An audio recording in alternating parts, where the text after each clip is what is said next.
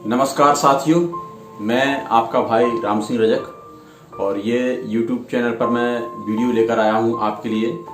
भारत की बिगड़ती हुई अर्थव्यवस्था के बीच अचानक से जो महामारी कोविड-19 प्रवेश की है, उसके बाद उत्पन्न होने वाली बेरोजगारी के संबंध में आज हम आपको बताएंगे कि इस बदलती हुई दुनिया में जीने का नया तरीका क्या होगा, नए रोजगार के अवसर क्या होंगे, कम से कम पूंजी में हम कैसे अपना जीवन नए सिरे से शुरू कर सकते हैं और कैसे अच्छा उन्नत जीवन हम जी सकते हैं। साथियों, जैसा कि आप सबको पता है कि हमारा देश पहले से ही बिगड़ती हुई अर्थव्यवस्था के बीच फंसा हुआ था और उसके बीच अचानक से एंट्री होती है कोविड-19। कोविड-19 क्या है, ये कल तक हमको पता नहीं था। अचानक से हमारे घर में एक बीमारी आती है, कोरोना वायरस, जो दिसंबर 2019 में चीन से जिसका आइडेंटिफिकेशन होता है और ये सारी दुनिया में धीरे धीरे करके फैल जाती है और अपने पंख एकदम पसार लेती है। लोग सोच भी नहीं पाते हैं कि ऐसी भी कोई बीमारी होगी जो हमको अपने घरों में कैद कर देगी। आज तक हम समझते थे कि अमेरिका, चीन, जापान, रूस, ब्रिटेन ये बड़ी बड़ी महाशक्तियां हैं, लेकिन इस कोविड-19 ने सबकी बाट लगा दी और बता दिया कि ये कोई महाशक्ति नहीं है। परमाणु हथियारों के दम पे आप महाशक्ति नहीं हो सकती है। आपको अपने देश में कुछ और इंतजाम रखने थे। हमें एक छोटा सा वायरस, अदना सा, जिसको हम देख भी नहीं पा रहे हैं, उसने सब लोगों को, पूरी दुनिया को घरों में कैद कर दिया है। और जैसे ये भारत में आया, हमारी अर्थव्यवस्था वैसे ही बिगड़ रही थी, उसी बीच में अचानक से भारत में एंट्री इसकी होती है और आप देखते हैं कि अचानक से सारा देश थम गया। आप और हम सब अपने अपने घरों में कैद हो गए। 54-55 दिन लगातार हमको लॉकडाउन 1, लॉकडाउन 2, लॉकडाउन 3 झेलते झेलते हो गया और आदरणीय प्रधानमंत्री जी हमारे टीवी पर संदेश लेकर आते हैं और बोल जाते हैं कि लॉकडाउन 4 नए क्लेवर में होगा, नए रंग रूप में होगा और दूसरे शब्दों में कहते हैं कि जान भी जहान भी। हमें जान भी प्यारी है और ये जहान भी प्यारा है। साथियों, ये कैसे होगा? ये जीवन जीने के नए तरीकों के साथ होगा। ये छोटा सा वायरस जिसे हम देख नहीं पा रहे हैं, सुन नहीं पा रहे हैं, समझ नहीं पा रहे हैं, ये वायरस हमको जीवन जीने का एक नया तरीका सिखा रहा है और ये हमें सीखना ही होगा, क्योंकि जब तक इसका तोड़ नहीं मिल जाता है, इसका एंटीडोज नहीं मिल जाता है, वैक्सीन नहीं मिल जाती है, तब तक इसके साथ ही जीना होगा और इसके साथ जीने के जो तरीके हैं वो हमको समझने होंगे।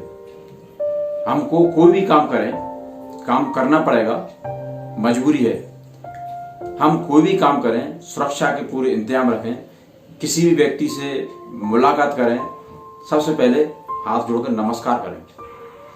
2 गज की दूरी उससे बनाए रखें। हाथों को धोते रहें, सैनिटाइज करते रहें। किसी भी संदिग्ध व्यक्ति को जिसको संक्रमण की बीमारी हो सकती है, उसको देखकर उससे भागे नहीं, लेकिन उससे नजदीक भी नहीं जाना है, उसको जांच करने के लिए भेजना है और हमें अपने वर्कशॉप पर, वर्क रूम पर, जहां पर भी हमें पूरी एहतियात के साथ नए काम को शुरुआत करना है।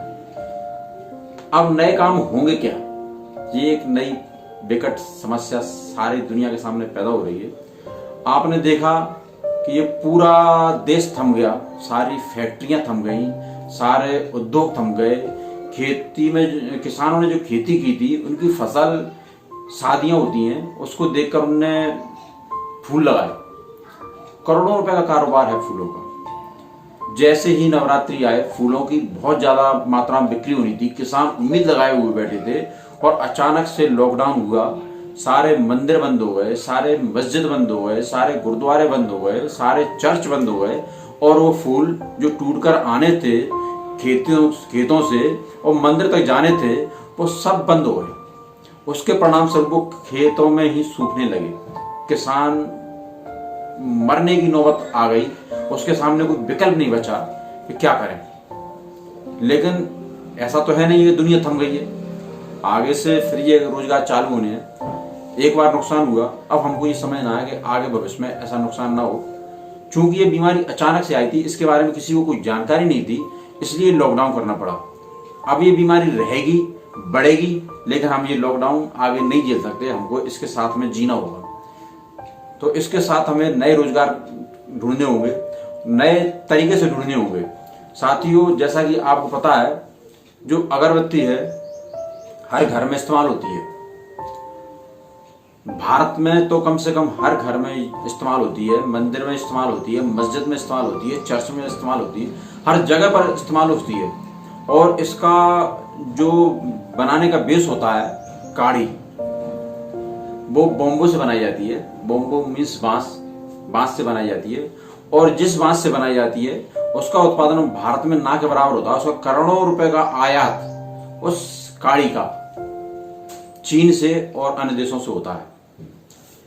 अभी हमारे प्रधानमंत्री ने 20 लाख करोड़ का जो फंड घोषित किया है, उसमें बोम्बो के लिए भी फंड रखा हुआ है। आप अगर चाहें, अगर आपके पास थोड़ी सी मात्रा में भी जमीन है, तो आप वहां पर अपनी खेती के साथ बागड़ पर बोम्बो का उत्पादन कर सकते हैं और उसका बहुत अधिक मात्रा में निर्यात भी कर सकते हैं और काड़ी बनाने के भी काम ले सकते हैं। साथियों, इसी के साथ में कुछ रोजगार होते हैं। जैसे किसी के पास थोड़ी सी जमीन है और पानी वाले एरिया के पास है, जहां पर वह खेती नहीं कर पाते हैं, पानी दलदल होने की वजह से, या पानी की मात्रा है और जमीन उसके पास उपलब्ध है, तो वहां पर वो दो काम एक साथ कर सकता है। सबसे पहला काम होता है मछली उत्पादन। मछली उत्पादन इतनी तीव्र मात्रा में उत्पादन होता है उसका, अगर उसकी सही देखरेख की जाए। और उसी के ऊपर मछली फार्म के जो आपके कुंड बनाए जाते हैं, उसी के ऊपर एक मुर्गी पालन के लिए जाल बना दिया जाता है और उसमें मुर्गियों को पाला जाता है। जो मुर्गियां बीट करती हैं वो मछली के इस्तेमाल में आती हैं। आप मुर्गी को जो दाना डालते हैं, उसमें से अगर कोई दाना गिर जाता है, नीचे गिर जाता है, तो वो वेस्ट नहीं जाता। वह उत्पादन भी, वह कचरा भी मछली के काम आता है। साथियों, ये रोजगार जो है बहुत कम खर्च में ज्यादा आय देने वाले रोजगार हैं और ऐसे ही रोजगार हम आपके लिए लेकर आते रहेंगे। लगातार हमारे वीडियो चैनल में आप देखते रहेंगे।